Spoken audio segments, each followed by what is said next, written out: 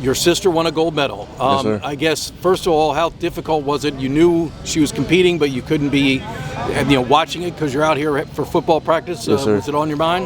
It was definitely on my mind. After position meetings, I looked at the live results and I saw what her jump was, and I was like, well, she's in first place right now.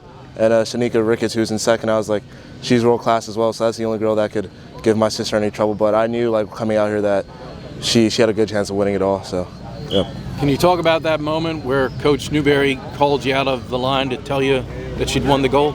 When he called me out, I kind of already knew it, but it was just a surreal feeling. Like, my family immigrated over here from Dominica, so it means everything to us. It's a really tiny island, so for my sister to represent such a huge scale, and for all the guys to just be around me and support me and my family, I mean, it means everything to me. And I was going to say, I mean, there's no better way to celebrate than with your teammates, right? Yep. Great feeling. I love all the guys.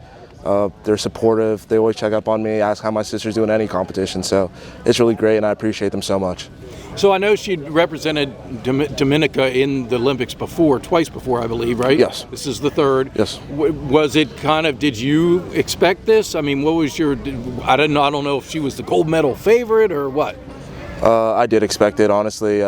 My sister won World Indoors this winter, and before she competed, I texted her, I was like, I hope you know you're going to win today. So same thing with the Olympics. I have a screenshot. It just says, expect to win. I love you. Let's go. So I knew she was going to win it. So you didn't dabble in any track and field when you were a younger guy? No, I played primarily soccer. I'm a big soccer guy. So oh, really? I played soccer up until about freshman year of high school, and then sophomore year of high school I started playing football. So I've been playing soccer a lot more longer than I've been playing football. Can you tell the story about why your family immigrated from Dominica? Yeah, so pretty much both my parents met in Dominica. They've known each other since they were 5. So they moved over here. My dad went to Texas A&M. My mom went to a college in Steubenville, just honestly for work. Mm-hmm. My dad got a job down in Florida for a bit, stayed there with my mom, figured things out, went back to Dominica, got married, moved, and then had my sister, and then moved back to the U.S., stayed up in New Jersey for a bit. My dad is a car salesman up in New Jersey for a while. And then he found an ad in the newspaper for USDA, and ever since then we've been living in Silver Spring.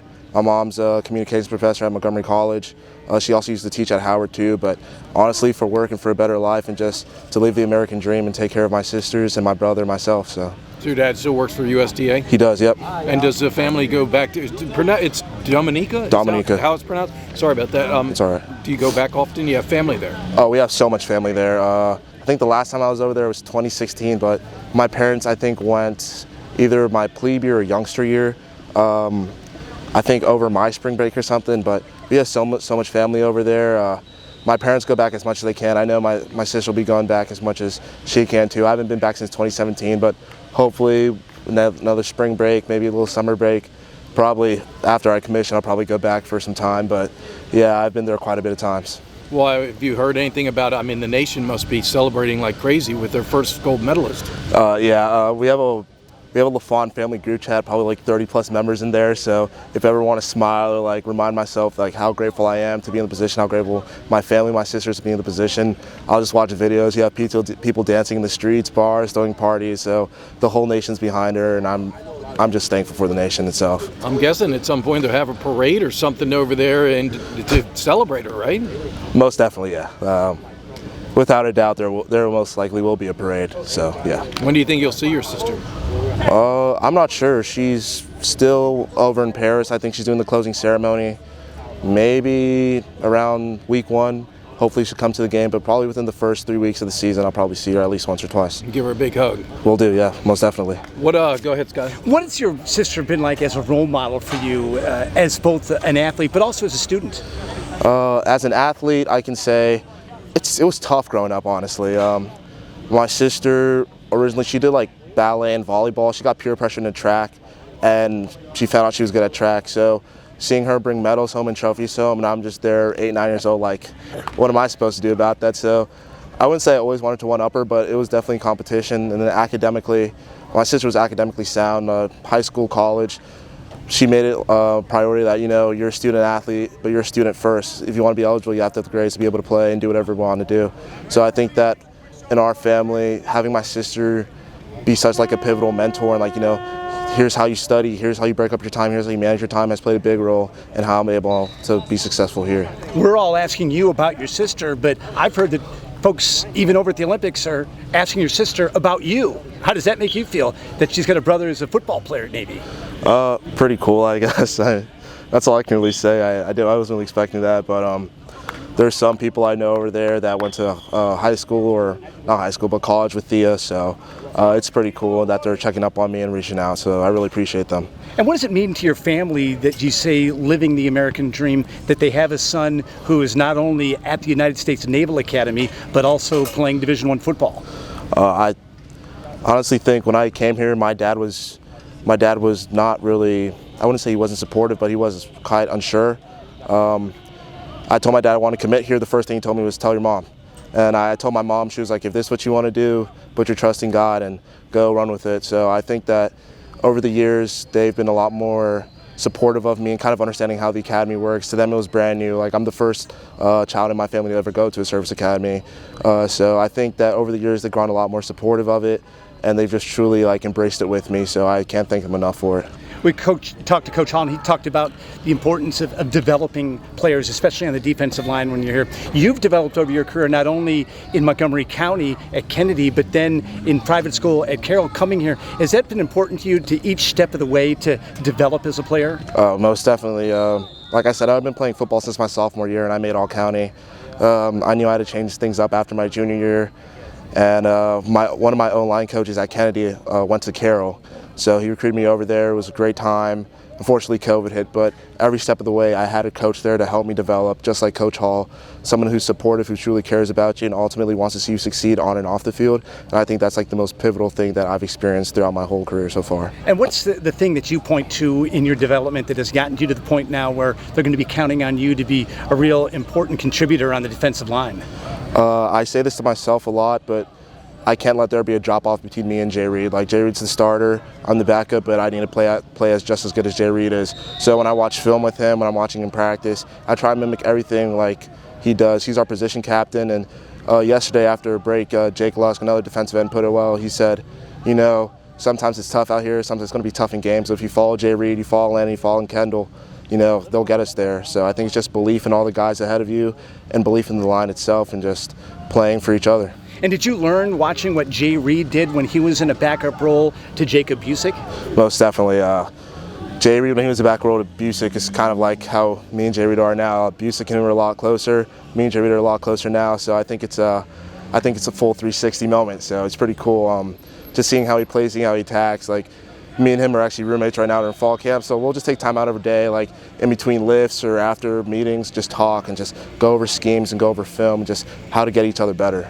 And finally, what does it say about the Brotherhood, the reaction that your teammates had when it was shouted out that someone in your family had accomplished something like that? This place is like no other.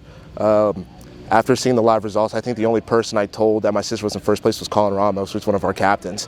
And I just told him really quick, I said, dude, my sister's in first, and I walked out. I got ready to practice. But for all the guys to be behind me, this is what it's all about. Like, this is why people come here to play at Navy. For the guys behind you, for all the guys practicing next to you, just the Brotherhood is something special. And it truly has uplifted me and helped my family out so much more than they can ever know. I'm so thankful for it. Coach, I wanted to start off talking about Chreign LaFond and his sister winning the gold medal. Obviously, right now, everybody's into the Olympics. We're all absorbed in the competition, watch it every night. How cool is it to have a connection like that where one of your players is, the brother of a gold medalist? Yeah, it was awesome. And just see the emotion on his face when he found out was awesome. I wish I'd known when she was jumping. Would have given him the option to go back inside and watch that, but I think it's pretty cool that he got to share that moment, with his teammates. So really happy for their family, and what a tremendous honor. First medal for her country is just tremendous.